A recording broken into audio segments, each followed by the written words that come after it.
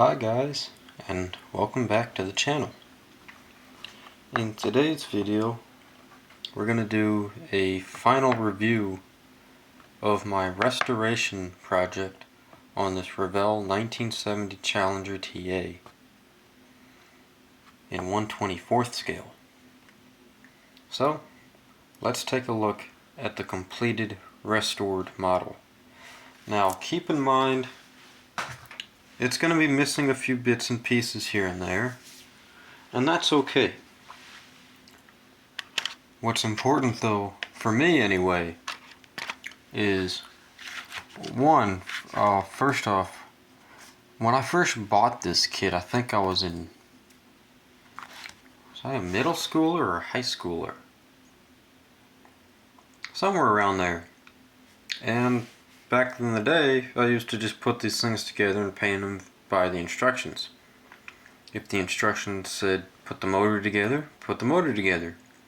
I didn't worry about any spark plug wiring or fuel rails or PCV lines. I didn't worry about none of that stuff. I mean, just a little kid.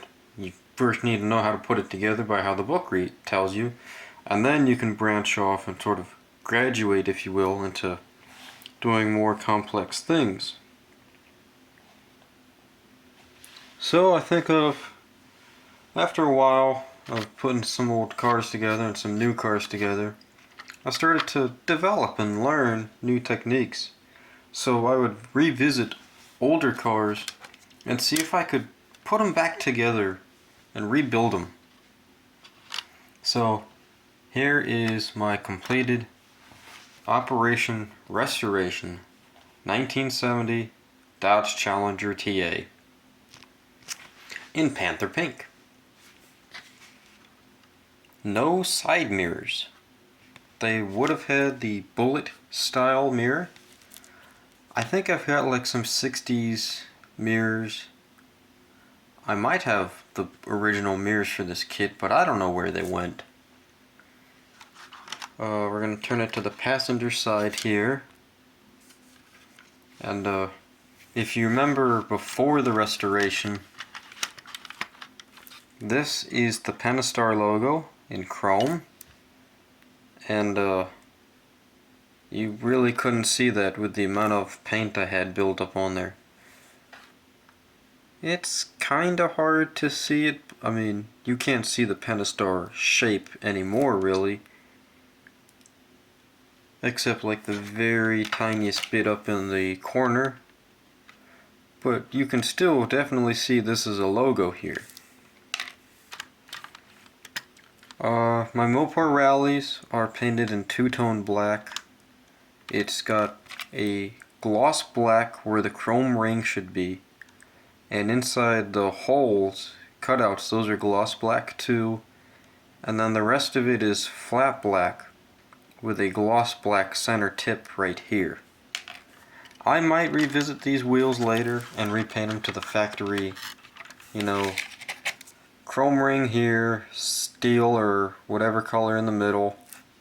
I might do that, but for right now I like the way these look. The pink and black paint job looks really nice. Got my Jericho side exhausts, as I call them. We'll pull the factory N94, N95 hood off. We'll take the air cleaner off. Actually, here's the air cleaner. And my new paint scheme for painting motors and motor parts. Black base or dark gray base and stipple engine enamel. My paints are actually acrylics, but you know what I mean. And to give them this nice weathered sort of what's the word? It gives it a aged sort of a tough look, I guess, if you will, to the motor. And here's the motor. And you'll notice here, if it'll focus. So you see this little line right here?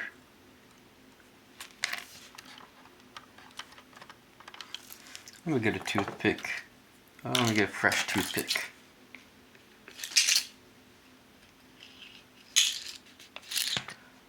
Right here, this little line, that is super glue and super glue and more super glue. I use this, which I've had in my collection for a while, and I guess it just got old and now it's just really tacky. Doesn't really work. But I'm not complaining about that. It's in the engine bay. Ready? Watch this. See? Now you don't see it anymore. So now it's not that big of a problem. We have here the washer fluid reservoir painted in tan with a black cap. I need to paint the top here silver. My radiator hoses are aftermarket, and as we can see, this one doesn't actually reach all the way, but that's alright. The kit initially didn't even have a lower radiator hose, so from the right angle it looks like it's got two hoses, and that's good enough by my standards. And you can't really see it, but I actually drilled through the entire radiator, and this thing actually goes in all the way through it. And had I known, I probably would have had more of the lower hose. I would have done the same thing and would have just cut it like out. And I would have cut the extension out here so that it would have had the illusion of it running all the way. But that's just a little mistake. Not a big deal. Just like the super glue. Not a big deal. Let's jump into the interior, shall we?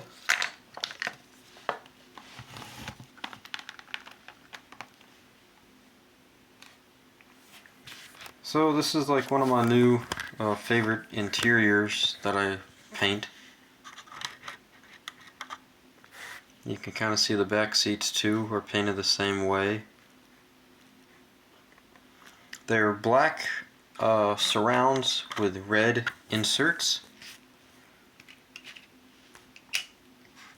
I think for these seats I used Vallejo's Flames of War series Cavalry Red.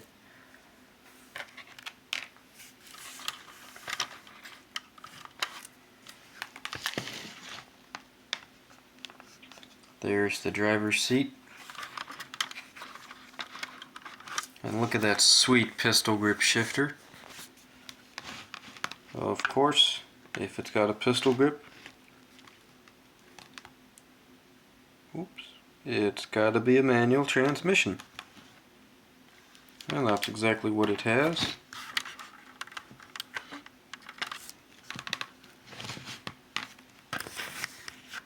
Let's see, can I get anything else in there? There's the dashboard and steering wheel. You can see a bit of the shifter right there.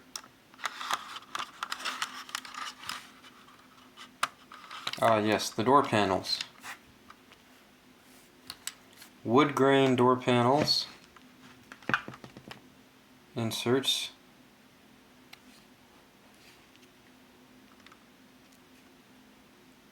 With the little chrome Fratzog. There's one on that side. And there's one on that side too.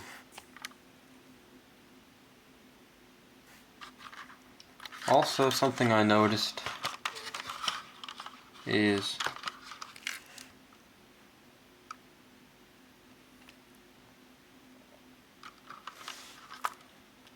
there should be wood grain paneling by the shifter.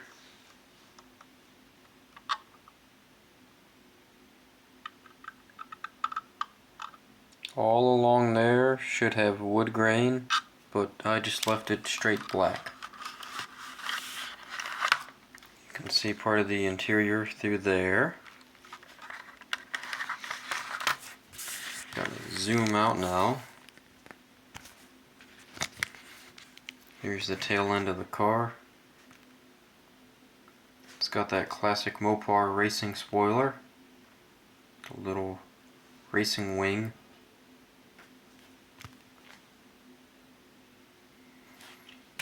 You'll notice there's no taillights here, it's just chrome silver. Either I'll use a red Sharpie, but I'm pretty sure the Sharpie's not going to work, so I'll just get some red paint and kind of paint into about, if I line it up with this, it might make the white a little too big. I'll have to do some measuring and see where the backup light goes, and then the rest of this side and the rest of that side should be red.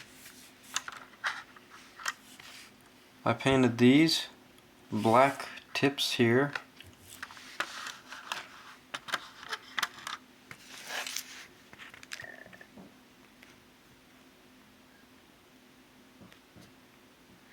Check out that fuel door. I took some black paint and made a wash and highlighted fuel. You can't really see that if it's in the chrome state. You have to strip the chrome in order for this to work. All of my side marker lights are gloss black at the moment because I was going to paint silver and then paint them in the reflector colors. But I need more gloss black on there, or I can just straight up put the chrome on there and don't even worry about it.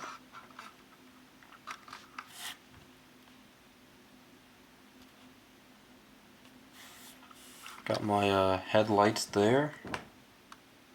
Challenger. Look at how nice that looks. And the other two headlights. A little bit of chrome trim here. And here.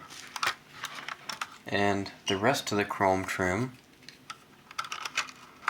is followed onto the hood. So all the way around you get a chrome strip. Now this is the factory N94 hood, which comes with 2 hood pins and a nice scoop. Sorry if the focus isn't that great. Oh well. And this is the, what I like to call the X-ray hood in my application.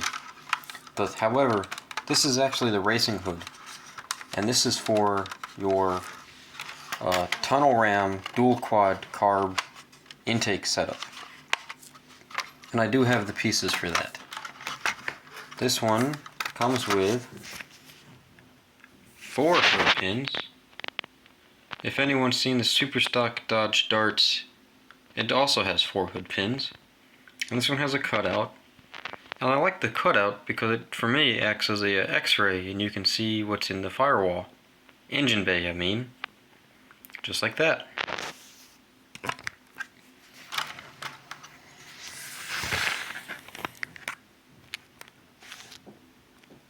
Whilst I'm at it, I also noticed that it's October at time of filming, and that means it's Breast Cancer Awareness Month. Now, I really wasn't planning on painting and building this car, making it last till October and completing it in October, and I also didn't really think I really didn't plan out and think, hey, Breast Cancer Awareness Month is in October, so I should build and paint this pink car and get it ready by October. But it just so happened that by chance, this pink Challenger has been completed in October. What are the odds? So, that's my little look around on my 1970 Challenger TA 340 6-barrel motor, 4-speed manual in paint code FM3 Panther Pink with the Organisol black hood. I'm Uncle No Identity, and I hope you liked this little video. And I will see you guys all in the next one, where we'll probably do another unboxing review. On what? That'll be a surprise. Until then, I'll see you all in the next one, as always. Cheers!